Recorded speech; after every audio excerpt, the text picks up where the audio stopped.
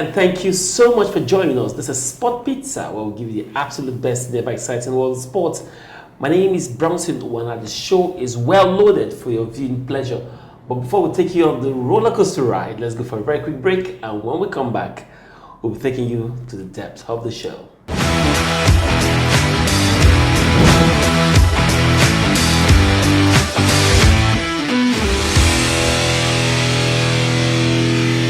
All right, thank you so much for staying with us. Olakule Philip joins me right now. Kule, good to have you on the show. Yeah, it's good to be here, Brownson, to talk sport once again. So many news are emanating from the ever exciting world of sport, and it's just sad that presently we're mourning the demise of one of the greatest players to ever grace the world of basketball. Talking about legendary Kobe Bryant, who died in that helicopter crash. It's indeed a very sad one. I just hope and pray that God in His infinite mercy will grant the family the fortitude to bear the irreversible loss. Definitely. Let's talk about Kobe Bryant a little. Now, in his career, he's achieved a whole lot as a player. And Kobe Bryant, who died in an helicopter crash at the age of 41, regarded as one of the greatest basketball players of all time. Now, lots of achievements, but we're just going to highlight three because of our limited time on the show today. All-Star MVP Award won in 2001, 2002, 2006, 2007 season, 2008, 2009 season, 2010, 2011 season. He is tied with Bob Pratt for the most in NBA history. What an illustrious record. Yeah, absolutely. I think I remember about 4 years ago when he called it quit with Utah Jazz after spending 20 years of his illustrious career in LA. I beg your pardon. LA Lakers. I don't know where Utah Jazz actually came from. He actually had a very great and a fantastic season, with the LA Lakers. And while he was there, he won 5 major NBA championships, which was absolutely fantastic for him. And I think as at the time he actually called it quit with basketball, a lot of us actually felt that he still had what it takes to continue, but he just felt because of the family. I think he said it on the day he was actually called it quit, that he had a discussion with the family and he has decided to call it quit so that I can have quality time with the family and do some other things. So many achievements.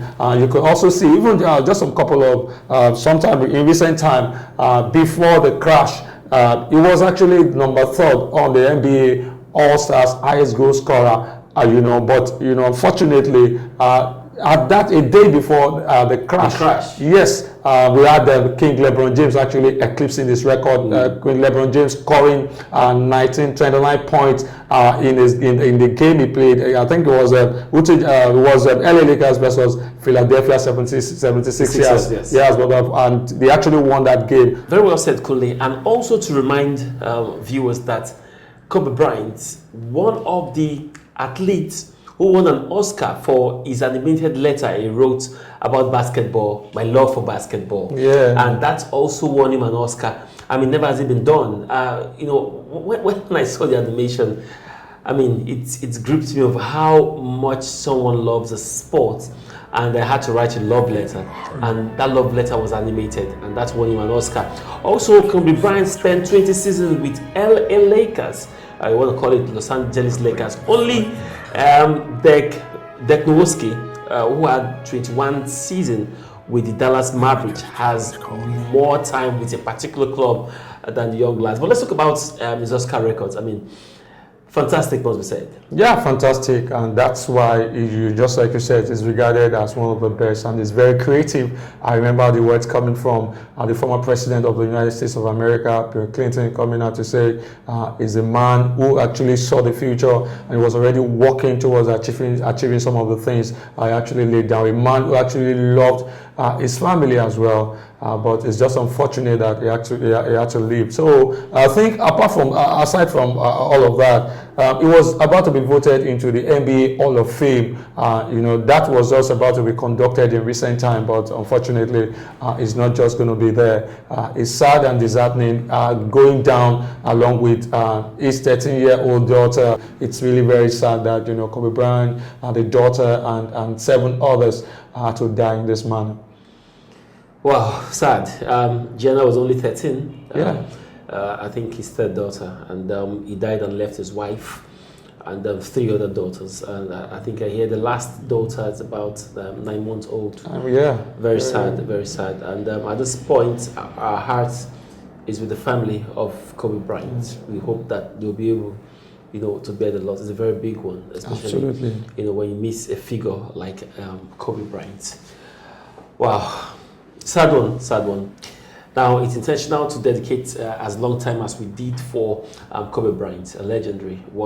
Every bit of time we've given him on the show today. But let's move on the show and go back to football, where big thing is happening. For the first time in the history of English football, they will be observing winter break, and that winter break starts, it's going to come up in February. Jurgen Klopp has the full backing of the Liverpool hierarchy over the plans to stay away from his club FA Cup 4th round replay with Shrewsbury Town. Now, Klopp said after the 2-2 draw at the New Meadows Stadium that none of his first team player will be involved in the next FA Cup game on February 5th. Now, it's easy. Now, don't forget that the Carabao Cup, Klopp fielded relatively unknown players because they were involved in FIFA Club World Cup. Now, the English FA, don't forget that December, they don't observe Christmas, Boxing Day break, New Year break, and all of that. Games are played across board. For the first time, the English FA thought, okay, let's have 14 days break for these players to rest. But because of the virtue of the fact that Liverpool drew their first leg, a game has now been fixed for 5th of February, and Klopp is saying all the rest of that night was absolutely perfect, I have to say. I saw a sensationally good performance of a not very experienced team with a lot of players in. It was for them the first time playing on this kind of stage in front of this crowd against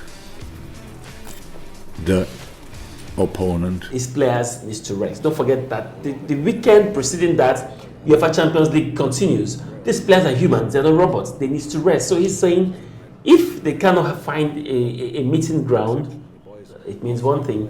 The academy boys will go and play. Yeah, the management the management of the English Premier League has told the clubs that they're going to have to observe the winter break from June. They were told June in June 2019, and a lot of them, most of the clubs are actually expecting that they will observe it for the players to have adequate rest. Just like you said, the clubs in the EPL don't observe the Xmas, the Christmas, the Boxing Day, rest. But this time around, they call it mid-season break. Yeah, mid-season break. I think it's a good one for them because some international, just like Jurgen Klopp said, some players have not even observed any break. Most of the time when there are breaks, they go for major international games. And he actually mentioned players like Mo Salah and others, and Sadio Mane as well. This is good that they're going to observe it. But the FA rescheduling that game, it leaves much to be desired, and that's why Jurgen Klopp is not happy about it. He has decided that if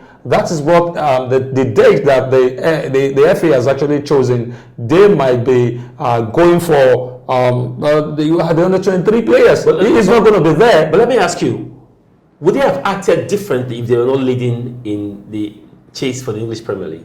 Yes, they might have acted differently. We are not leading. They have their targets, and it's very expedient for clubs to have their targets, to have the trophies that they go for. I think the ultimate is the English Premier League, and of course the UEFA Champions League. And don't forget, they're also going to participate in the World, the clubs World Cup in Qatar. They've even won that. Yeah, they've won that recently. So all this put together. There's need for them to have adequate rest ahead of the major task ahead. They are still jostling for the EPL, which they've not won in a very long time. So it will be a good one. They are in a poor position towards winning. So it's very important. He said the players will have a 1 week for themselves.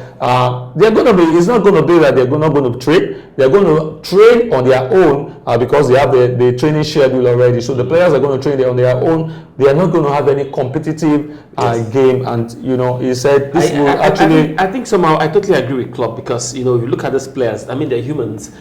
December, Christmas, no Christmas with daddy, and just when they should at least for 1 week or 2 weekends to spend time with family. There's a game in between. It means they still have to camp in their camping ground and all of that. So I remember I think English FA were unfair with Liverpool. Absolutely. When they were at the FIFA Club World Cup to have fixed a Carabao Cup game. I think they should have understood because they won the cup and brought it back to England. That should have been considered as well. Yeah, so I'm totally with Klopp as far as this is concerned. But let's move on and talk about Newcastle. Talks on the potential £340 million takeover of Newcastle United by Saudi Arabia's sovereign wealth fund have been advanced. Negotiations between the Arab states Public Investment Fund PIF and Newcastle owner Mike Ashley have been in progress for several months. Now, what this means, it might be a good news for Newcastle United because we've seen the impact of Arab money in Manchester City. Yeah. So Newcastle might make even the English Premier League more competitive. That's if that eventually pulls through. Yes, I think I am hoping that the deal will see the light of the day. It's being masterminded by Mike Ashley, the owner. He has been in charge for about 10 years. And the Prince of Saudi Arabia is the one who is actually leading the park. He served as delegates. And at the point in time, there were news that they were not really, agreeing with some of the terms that they've put on the table. But from the look of things, he has actually said, the owner has actually said he is not interested in actually continuing as the chairman or the manager or the owner of Newcastle United. And just like you said, if they are able to buy, I think it will have a lot of competition. There will be money to spend. Remember, one of the major problems of some of these teams in the EPL is the fact that they don't have enough funds to secure the services of top players. So if this deal sees the light of the day, there will be absolute competition. The players, the management will be able to put in enough money to secure top players, and I tell you, the likes of Arsenal, Chelsea might just be struggling. They have to watch it, and maybe they need to invest. That's the word. Absolutely. Because if that deal pulls through, won't be having top 6 anymore. The chance for the quest for champions, they become even stiffer. All right, now FC Barcelona, of course, have new manager. He's had a couple of games, but not on a very good note. Barcelona have lost top spot in La Liga after just few games, and Setien is under the fire. Branson, I'm not surprised. I'm just still disappointed at the management of Barcelona for actually firing a coach who was actually on the right course. You might say he hasn't achieved the best of results, but it was still, before he left, it was leading the top of the table and also topping their group. But I guess they didn't like the champion football. I'm sure they will like Setien's champion football right now, which is not yielding dividend. We saw the manner in which they lost to Valencia. I'm not surprised, and I think it's just a matter of time before he's fired. Very funny one indeed. I'm sure this is not what Barcelona bargained for. But also, another school of thought have said that Lionel Messi is a legend with Barcelona, even if he retires right now from football. But most people have said Messi is too powerful. Now, do you think Messi should move on and try that adventure, and maybe that will help FC Barcelona to grow? Yeah, but I think at this time, I would not advise that he leaves because he's not having issues. One of the major reasons why Cristiano Ronaldo left Real Madrid was because he was having issues with Florentino Perez, but he's not having issues, and I still feel that Barcelona still need him. Though you can say his play has actually reduced, it's not the Lionel Messi we used to know back in the days, but he still got a lot of his sleeves. So it's just that some of the players in Barcelona are not really coming to the party. I think Messi is actually doing his bit, though you might say he's not doing as much as he used to do, but he's still doing his bit. I feel that there's still a lot that Barcelona can gain from him. Yes, no doubt about it. If you talk about the coach, Setien, compare his pedigree with that of the players, talking about in the mode of Lionel Messi, you will agree with me that I don't know how he will be able to. Maybe he cannot control a player like Lionel Messi. Lionel Messi might be quiet, might not be the type that talks too much, but in decision makings at Barcelona, is one of those that determines the players that comes in and goes out of Barcelona. All right, at this point, let's take a very quick break, and when we come back, we'll be looking at news happening right here in the home front.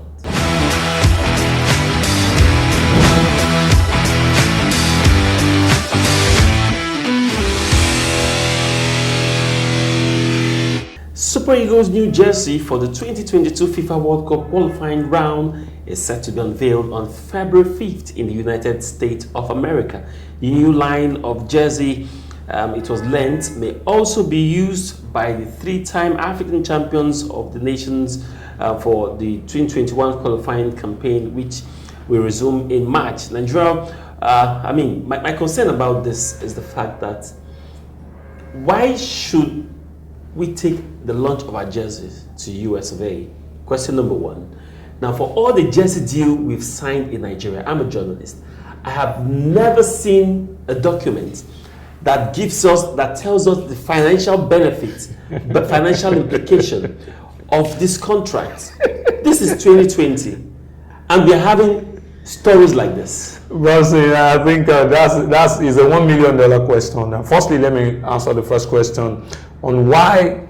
We should take the unveiling of the Nigerian jersey to United States of America. The last time it was held in the United Kingdom, and a lot of us as journalists questioned that decision. But I think everything fell on the deaf ears of the Nigerian Football Federation, and this time around again, they're taking it to the United States. It's sad. It looks like these administrators, whom we all like, and that they lead us to the next level, don't tend to listen to the people who who wanted them. It's not a good one, because I've never seen a situation whereby club national team jerseys, or the jerseys of national teams unveiling is done in another country. But it's always happening. This is almost like the second time this is happening in the country. And also the financial implication.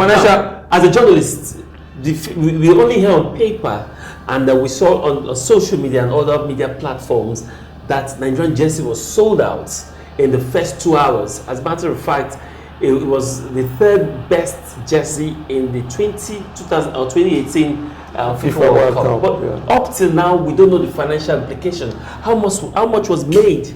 No information. Yeah, I think we'll continue to ask the question, we'll continue to ask the necessary questions until we get the answer from the management, the Nigerian Football Federation board. And that's why I said some of us ask the questions. Some of us question the contract, the details, the content, and the details of the contract, the last one. And I feel that they should understand the side we're coming from, and the new contract should be made known to all. There should be transparency, so that we all know that there's no form of hanky-panky in all of this, but they've actually told the part that we've known them to be tolling, and it's not a very good one at all, Bronson. It's a very good one, and we hope they'll go back to government for money someday. Yeah, they will go back, and government will still give them money. And when government asks them to give account, they'll go to FIFA and say it's interference. Yeah, Bronson, but I still feel that if government stands their ground, there've been a lot of allegations, there've been a lot of aspersions that has been casted on them about them telling the whole nation on how the monies they get from FIFA and all of that is being spent, and everything seems to always fall on their deaf ears. And at the point in time, I think the government were actually asking questions, and later they threw it away. Well, so it's not really good at the way we were running things. The same old thing in 2020, so it's not going to change, isn't it? It's definitely sad one. All right, now let's go straight to tennis. Now, Coco Gauff, she's 15-year-old, and there were lots of pressure on her. She crashed out. When she crashed out of the Australian Open, there were lots of pressure, lots of talks. Now, don't forget that in the 2020 Australian Open, she took out two big names. Venus Williams was her first casualty, and of course, Naomi Osaka was also a casualty. But there's been pressure on the 50-year-old, and I'm asking, what's the pressure about for a 50-year-old? I think the pressure is really much for this girl. Yeah, it's much, and that's why I was so emotional when I saw her, breaking down into tears after she lost to Sophia Kenin in that game. For a young lady of 15, she's going to turn 16 anytime soon. You can't expect, you are not meant to put her under so much pressure to actually deliver. Though she's a great prospect, no doubt about it. Some are actually liking her to take over, to step into the footsteps of Serena Williams. That's what it is. It's about making her to be the very best that she can be in subsequent competition. Now, you can't watch sport pizza without having a slice of it, can you? I bet you can. But at this point, let's take you straight to our sports pizza player of the week, and it's coming from the very best of Kobe Bryant. I've been traveling on this road too long, just trying to find my way back home. The old me is dead and gone, and I've been traveling on this road too long, just trying to find my way back home. The old me is dead and gone,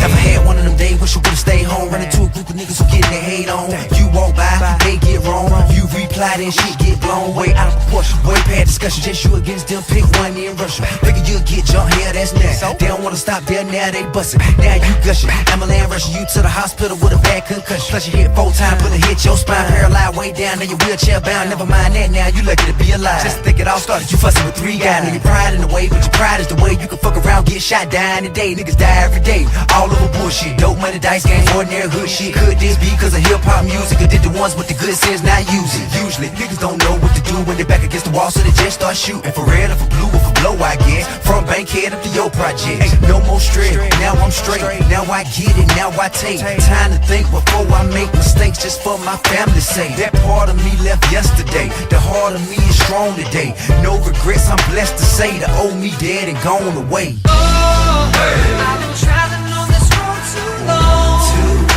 just trying to find my way back home. The old me is dead and gone, and I've been traveling on this road too long, just trying to find my way back home. The old me is dead and gone, I ain't never been scared. I lived through tragic situations, could've been dead. Looking back at it, most of that shit didn't even have to happen. But you don't think about it when you're out there trapping in apartments, hanging, smoking and rapping. Niggas start shit, next thing you know, we capping.